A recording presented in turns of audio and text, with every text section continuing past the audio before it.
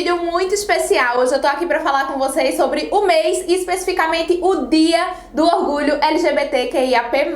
Pra quem não sabe, em junho e especificamente no dia 28 de junho nós comemoramos o Dia do Orgulho. E vocês sabem por que esse dia surgiu? Em 28 de junho de 1969, no bar Stonewall Inn, em Nova York, aconteceu um grande enfrentamento à repressão policial às pessoas LGBTQIAP+. E um grande nome desse movimento é Marsha P. Johnson. Inclusive existem vários documentários, várias séries e vários documentos que falam sobre a vida dessa mulher preta, trans, soropositiva, que é um marco, que é uma representante da luta LGBTQIAP+.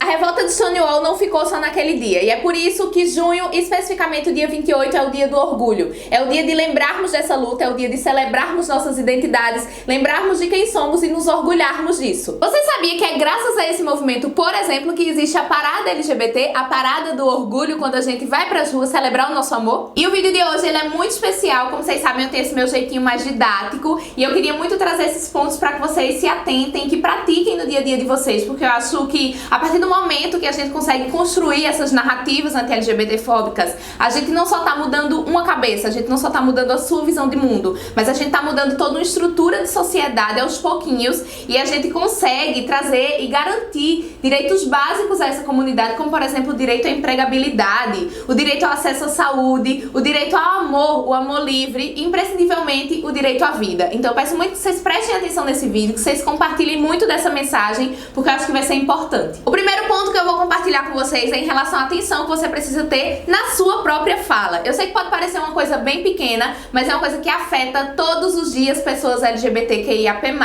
Então eu preciso que vocês prestem atenção um pouquinho nesse ponto, e assim como a gente já conversou sobre expressões racistas, a gente vai falar também sobre as expressões LGBT-fóbicas aqui no canal. Quando você faz piadas, quando você contribui com elas, quando você xinga as pessoas por serem quem elas são, quando você constrói essas narrativas através da sua fala, você está cometendo uma violência simbólica que atinge diariamente as pessoas dentro da comunidade. Então é muito importante que você se atente à sua fala. Isso é uma coisa simples que você consegue mudar, que você consegue se atentar para que os seus diálogos sejam mais saudáveis, não só para você, não só para a sociedade como um todo, mas para a pessoa que é afetada diretamente, e que essa violência ela acarreta em muitas outras. Não é só uma violência que fica ali presa na sua fala, é uma violência que vai pro âmbito do físico, é uma violência que se amplia e que você precisa ter noção do seu poder, da sua potência transformadora dentro desse movimento, simplesmente através da sua fala. E para que você de fato consiga compreender e repensar essas suas falas LGBT-fóbicas, é muito interessante a gente também entender que a gente é ensinado a partir de um olhar patriarcal, cis, heteronormativo e racista. Então sim, muito provavelmente você reproduziu essas falas durante toda a sua vida, mas chegou o momento de repensá-las. Agora que você já tem um acesso, agora que você tá vendo vídeos como esse, por exemplo, é o momento de você repensar, pesquisar e se analisar. Essa autoanálise é muito importante para que você entenda de onde vem o seu riso, o que é que provoca o seu riso. Isso é muito, muito importante, porque é a partir disso que você vai entender de fato aonde é que está o problema. Essa raiz você vai conseguir desconstruí-la e realmente repensar um diálogo muito mais saudável, não só para você, mas para a sociedade como um todo. O nosso segundo ponto fala especificamente sobre a sigla, o quanto é importante a gente realmente compreender cada letrinha dessa sigla e visibilizá-la. É através desse discurso, por exemplo, de visibilizar e compreender todas essas letras que a gente consegue contemplar todas as narrativas dentro do movimento. E aí sim, todos os recortes vão ser aplaudidos no movimento LGBTQIAP+. Isso é super importante, não só para as pessoas de dentro do movimento, mas você que está de fora também, dar essa visibilidade e entender, realmente compreender a vivência de cada uma dessas pessoas, dar espaço à voz dessas pessoas. Por exemplo, hoje em dia a sigla que aqui eu chamo de LGBTQIAP+, já foi GLS, e ela precisou realmente mudar com o tempo. É muito importante a gente entender a necessidade dessas mudanças, porque aquela mesma visão que a gente já conversou de cis, heteronormatividade, patriarcado, racismo, ela também se reproduz dentro do movimento, porque nós somos pessoas ensinadas com essa mesma base. Então ela precisou ir mudando ao longo do tempo, realmente para contemplar todos esses recortes e para que todas as narrativas fossem aplaudidas. A sigla GLS significava somente gays, lésbicas e simpatizantes, ou seja, invisibilizando uma camada enorme da comunidade que está ali nas outras letras e que hoje em dia nós reconhecemos e nós visibilizamos através dessa nova nomenclatura. A sigla também já se chamou GLBT, e só depois que essa ordem foi inversa para LGBT, porque entendeu-se o machismo que se aplicava também naquela ordem das palavras. Hoje em dia, falar sobre LGBTQIAP+,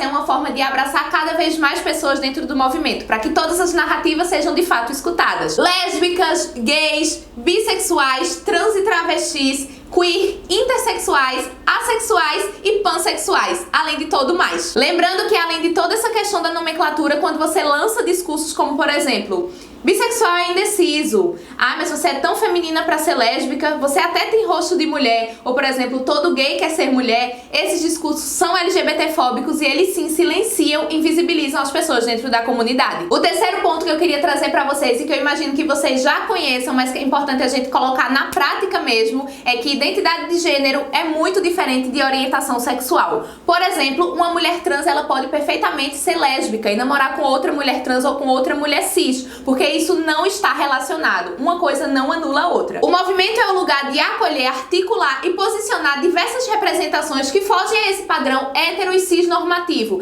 independente de que seja pela identidade ou pela orientação ou pelos dois. E só pra gente relembrar aqui, identidade de gênero fala exatamente sobre a sua identidade, sobre quem você é e sobre como você se identifica no mundo, que inclusive pode ou não estar pautado em um padrão de binariedade. Pessoas transgênero, por exemplo, são diferentes das pessoas cisgênero porque elas não se identificam com o gênero de nascença, aquele gênero que é atribuído pela sociedade à pessoa nascer. Eu, por exemplo, sou uma pessoa cisgênero porque eu me identifico como mulher, assim como foi atribuído no momento do meu nascimento. Quando você consegue compreender de verdade a diferença entre identidade de gênero e orientação sexual, você vai perceber que uma instância não anula a outra em nenhum momento. E você não dar voz a essa discussão e você não se atentar a isso, além de ser um ato super ignorante, é também muito violento. E nesse último ponto do vídeo de hoje, eu queria falar com vocês um pouquinho sobre investimento. Quanto você tem investido em pessoas LGBTQIAP+, nas bases mais vulneráveis? É importante que a gente se atente também para onde vai o nosso dinheiro, porque isso também vai garantir, por exemplo, a sustentabilidade, a independência financeira de pessoas vulneráveis. E isso sim faz toda a diferença dentro do movimento, dentro da vida de pessoas LGBTQIAP+.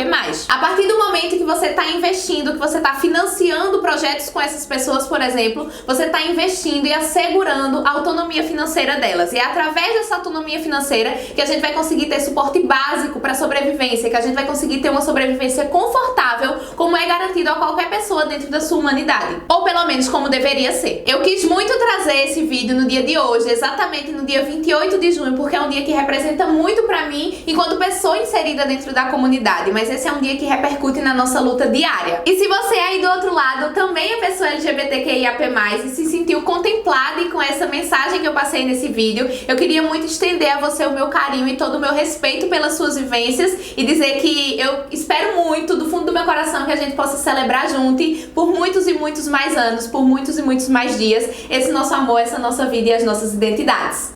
Um beijo e até a próxima! Time goes by and I'm thinking more about you now. Then my mind grows tired of trying to figure it out.